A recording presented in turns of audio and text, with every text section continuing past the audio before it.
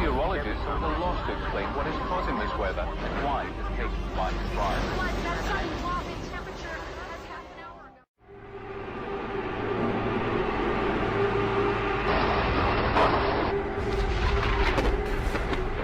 It is the agenda for the 21st century you're living in today. For a brave new world where everything that you cherished and held true will no longer exist.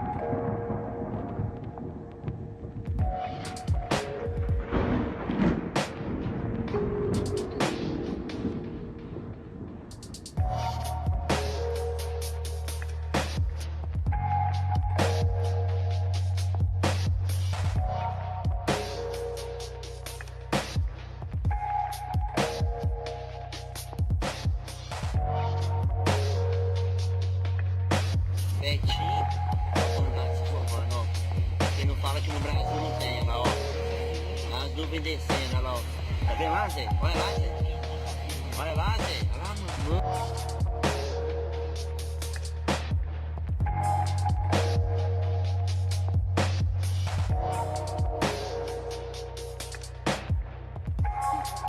Metas going house. That's fucking scary. Metas going house. Why are you so scared? It's like not even yellow. It's going lower. Look there. Yeah, that's what I'm saying. See, you're on top of the house. Like, OMG, look how it's turning.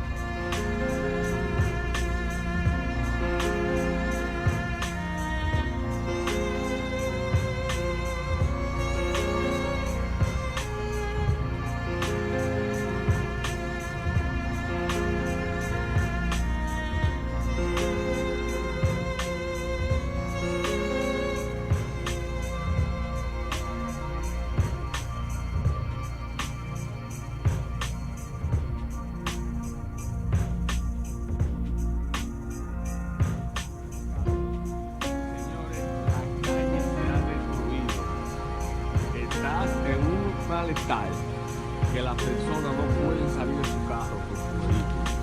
Es algo increíble que no ha pasado en la ciudad de Puerto Plata. Esto ha sido algo que nunca se había visto en 1000 años o en 100.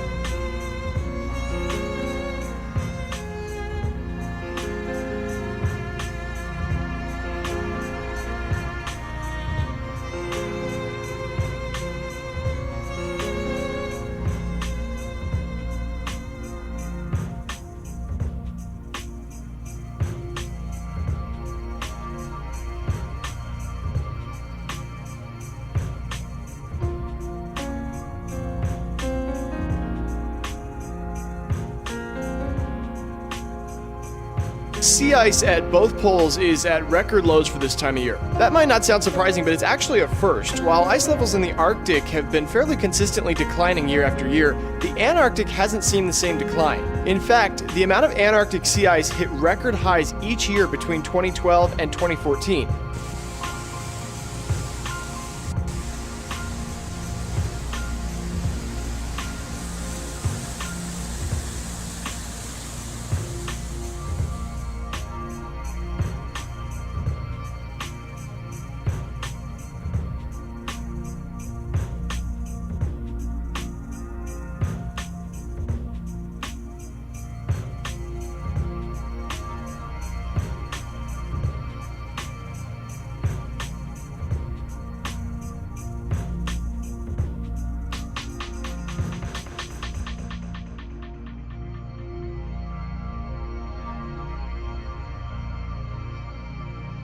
The fierce winds from Storm Angus, no match for some. The UK's first named storm of the season is battering Britain's south coast with winds reaching 80 miles per hour. People struggled to keep their footing as the storm also dumped heavy rains, triggering flood warnings in the area. The unrelenting winds snapped wires, brought down traffic lights, and toppled trash bins. The dangerous conditions forcing the cancellation of several events.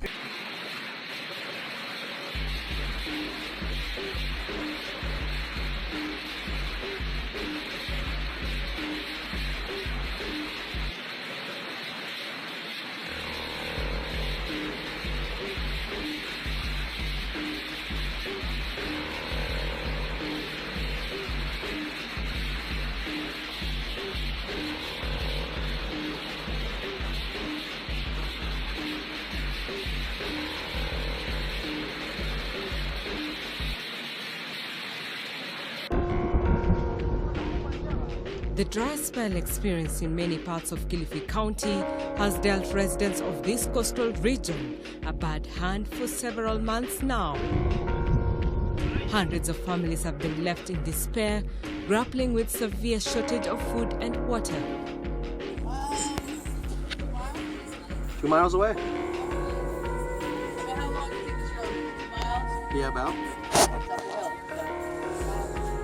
Shit. All right, there you go.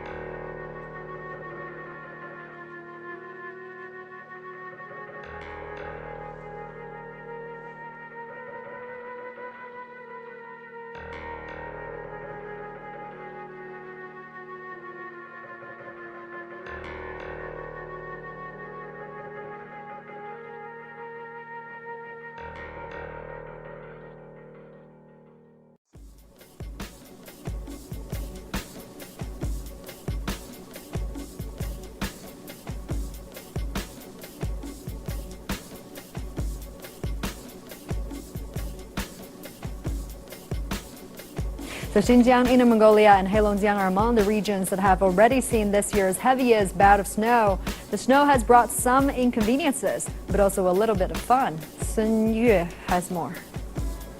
This is Fu Yun in northern Xinjiang.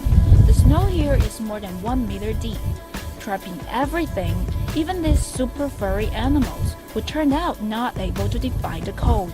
Lucky for them, a rescue mission came just in time and saved them from being snow-undered. In Inner Mongolia, ongoing blizzards have been holding up traffic for the past week, and now this round of cold is closing highways and canceling more than 40 bus commutes. As heavy snow blanketed North China on Saturday, a cold front began sweeping through the Inner Mongolia Autonomous Region starting on Friday, bringing heavy winds and snow. The snow piled up exceedingly fast, reaching depth of at least 20 centimeters. 10 herdsmen and more than 500 animals were stranded by heavy snow in the mountains of Fuyun County in northwest China's Xinjiang region on Friday night. Local police officers successfully cleared a path and have evacuated all stranded people and livestock. So obviously, winter not only indeed is coming, but appears to have arrived early.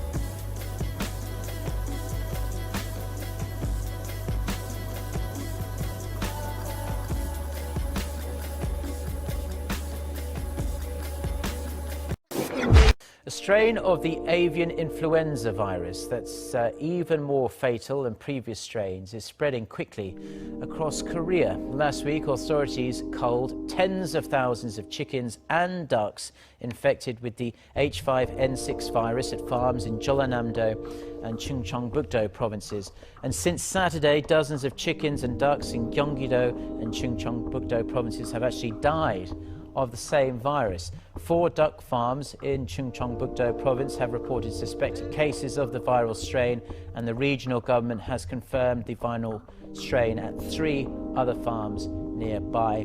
Over 250,000 chickens and ducks at 10 farms within a 3-kilometer radius of the area are being killed to prevent the virus from spreading further.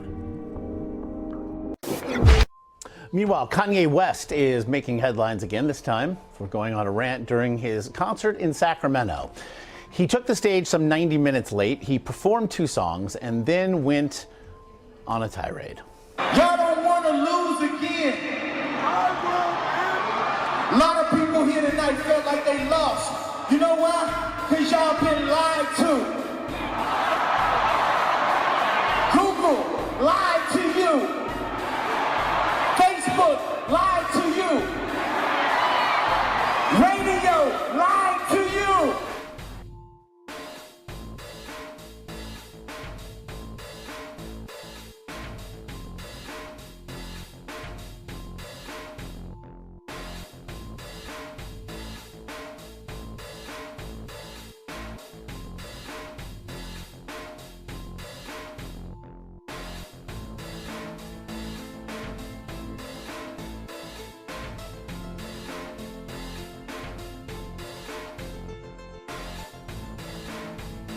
To all those who are, after Tuesday's election, very nervous, is filled with anxiety has been spoken to. You are safe in Chicago. You are secure in Chicago, and you are supported in Chicago. I reiterated to him that this city and so many cities around the country We'll do all we can to protect our residents and to make sure that families are not torn apart. Ongoing riot is a term they used at one point to describe the scene at the Standing Rock Sioux Reservation there in North Dakota. The sheriff's deputies call the demonstrators very aggressive as they try to cross police lines on a bridge and go north on a freeway.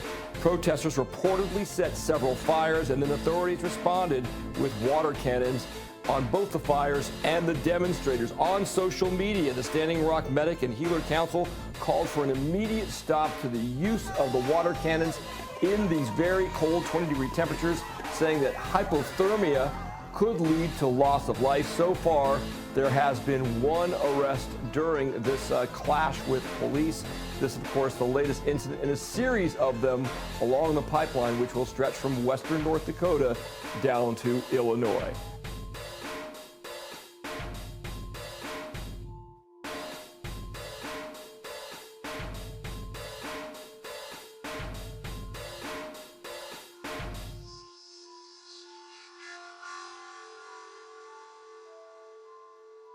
So guys, take time to pass this and share this message right now.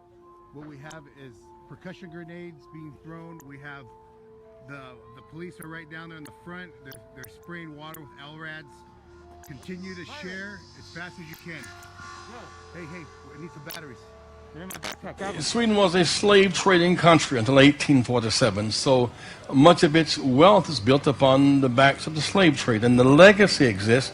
But now that we have a new opportunity, just as America and President Barack Obama, America had a redeeming moment, because we must now teach better relations. I think that Sweden, given its history, must also embrace a crisis and make it into an opportunity of a redeeming moment. But then there's some people who say that we can't live in a politically correct society. We have to be able to joke about things. What do you say to them?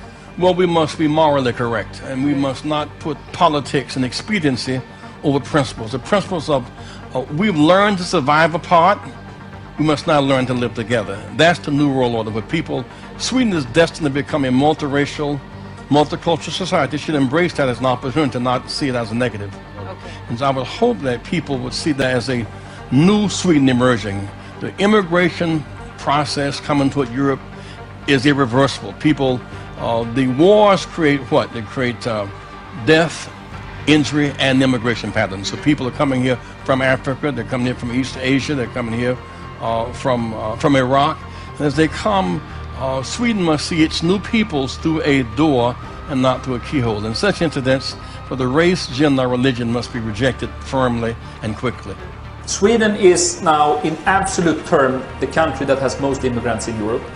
Basically, the US is providing these flows for us. You make war and we get the refugees.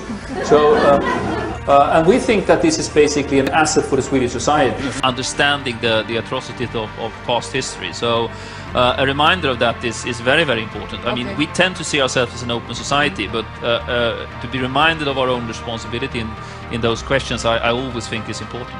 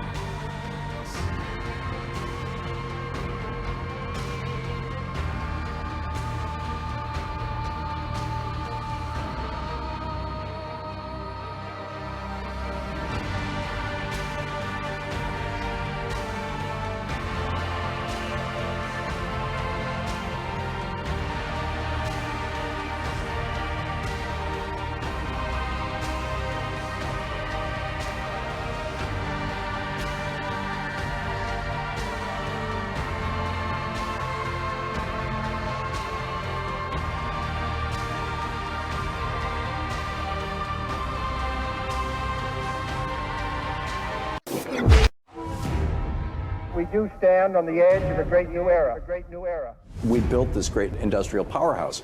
The whole idea of industrial capitalism in the West, government that was going to invest in infrastructure. It is a time for pathfinders and pioneers. What happened to the American century?